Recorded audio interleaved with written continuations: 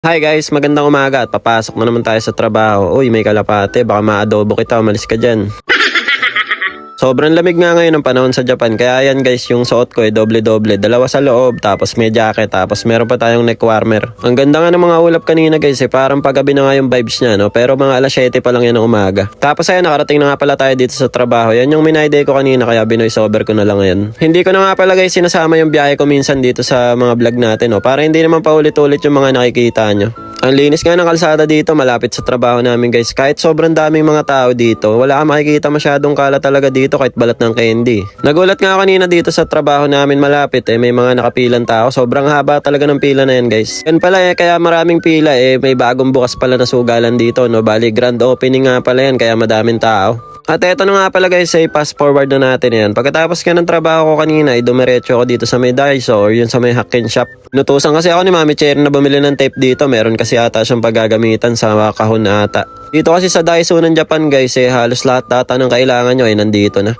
Alam ko mayroon na din daw Daiso dyan sa Pilipinas kaya lang guys hindi pa ako nakapunta, kaya hindi ko alam kung ano ba yung mga laman. May mga nabibili nga din pala dito mga pampirma or yung pan-signature, or sa Japanese naman hangko naman kung tawagin nila to. Lalo na sa mga Japanese, napakadali lang nila makabili ng hangko dyan dahil nga yung mga apelido nila halos magkakamukha lang. Pagdating naman sa mga okashi or yung mga pagkain, yung mga chichirya, marami din kayo mabibili dito sa Japan dahil nga halos lahat nga nandito na sa loob. At dahil nga magpapasko na ngayon, marami na rin nabibili ng pang Christmas decoration dito. Tapos yung mga pagkain ng mga bata yan, marami din, may mga cup noodles din na maliliit. Tapos eto naman guys, yung mga hinahalo lang sa kanin, purikaki naman kung tawagin nila yan. Kaya pag napunta kayo dito sa Japan, huwag nyo kakalimutan pumasyal dito kasi ang mura lang ng mga bilihin dito. Halos lahat mga 100 yen lang Alam ko naman halos lahat ng Pinoy dito sa Japan, alam na to guys. Kasi alam nyo naman tayo mga Pinoy, kung saan mura, dun tayo pupunta, diba? Alam nyo ba dati nung nagsisimula pa lang kami ni Mami Cherry na mag-live-in, dito kami bumibili ng gamit, no? Kasi mura lang yung mga gamit dito. Halos lahat ng gamit namin nandito namin nabili. Ultimo lalagyan ng plato, mga plato, baso, kutsara, halos lahat ata dito na namin nabili. Pagkabili ko nga ng tape, bumili na rin ako ng panghimagas namin dito ni Mami Cherry. Sa mga tiga Japan dyan, try nyo to guys, yung tiramisu flavor. Masarap to paborito ko to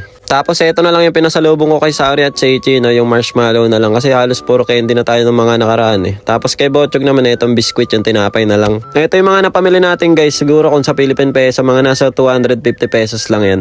Tapos nakabumili sa Daiso, bili muna tayo ng mainit. Ito. Mukhang masarap tong munggo Ano? Ito natin.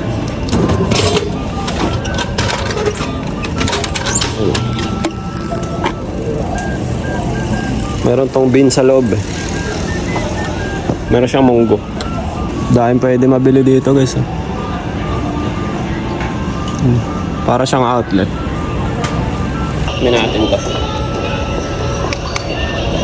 Ang boring ng buhay dito sa Japan guys gigising ka, magtatrabaho, tapos pagtapos ng trabaho, gabi na, matutulog ka, kinabukasan trabaho ulit. Noong una talaga guys nalulungkot ako dito sa Japan, siguro yung mga first month to third month ko Pero makalipas yung isang taon na yun, nasanay na ako, parang na-apply ko na nga yung ugali ng mga Japanese Ang sarap nga pala na itong nabili kong inumin, marami siyang bean sa loob, matamis siya, balik siya para siyang munggo na pinakuluan, pinalambot, tapos nilagyan ng asukal. Isa pa sa paborito namin ni Mami Cherry dito guys itong corn soup kasi meron din yung mais sa loob, tapos basta corn soup, yun na yun. Bale, ito pagtapos ko nga inumin yung binili ko naglakad-lakad na rin ako papunta dito sa may station. Wala guys, ganito talaga yung buhay ko araw-araw araw-araw biyahe. Basta nasanay na rin ako kasi akala nung iba mahirap daw kasi sakay dito, sakay doon. Pero sa totoo lang guys, madali lang naman tong ginagawa ko Sa una lang naman kayo mahihirapan dito sa pagbiyahe-biyahe, pero pag matagal na kayo, basic na lang yan. Pasensya na pala kayo sa voiceover ko ngayon guys medyo masakit kasi yung lalamunan natin kaya minamala tayo ng konti. Mga ilang minuto nga lang dumating na rin yung sasakyan kong train. Bale, hindi na nga pala ako nakakapag-video sa loob guys dahil alam nyo naman ang daming tao sa loob nakikita nyo naman punuan yan Tapos ito, pangatlong sakay ko na yan. Bali, 3 train kasi yung sinasakyan ko bago makapunta sa pinag-parkingan ko ng bike. Ang angas na itong ramen na to guys kaya binidyohan ko napaka-aesthetic Masarap pala dyan guys, ilang beses na ako nakakain dyan Uwi na tayo. Nakakababa ko lang ng train. Magbabike pa pala ako pauwi sa bahay. Alam nyo naman yan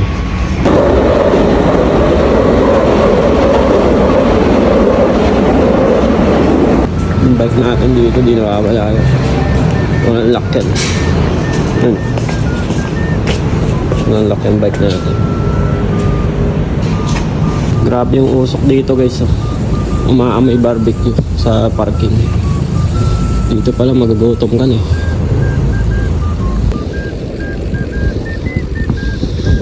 Madilim na par, oh. May mga dyan par. Sementeryo.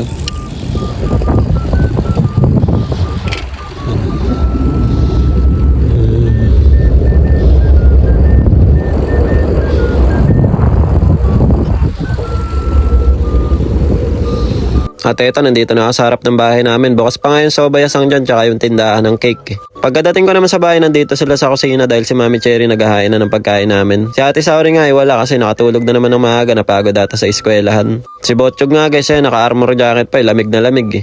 Inabot ko na nga kay Mami Cherry ton chocolate. Sabi ko, hati kami dyan kasi paborito ko din yan. Si Botchog naman nag-aabang din. Kaya yan guys, inabot ko na yung binili ko sa kanya kanina. Bali, tinapay nga pala yan. Parang biskwit lang na maninipis. Tama-tama kay Botchog yan kasi meron siyang pang midnight snack.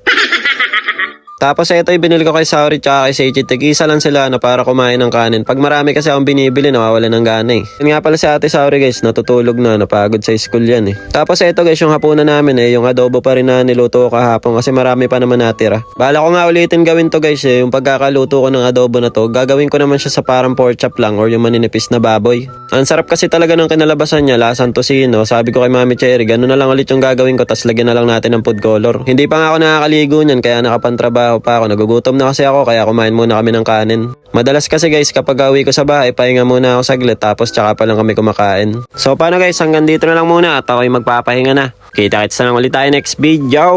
Diyan mata Arigatou gozaimasu. Ngek ngek ngek. Bye bye.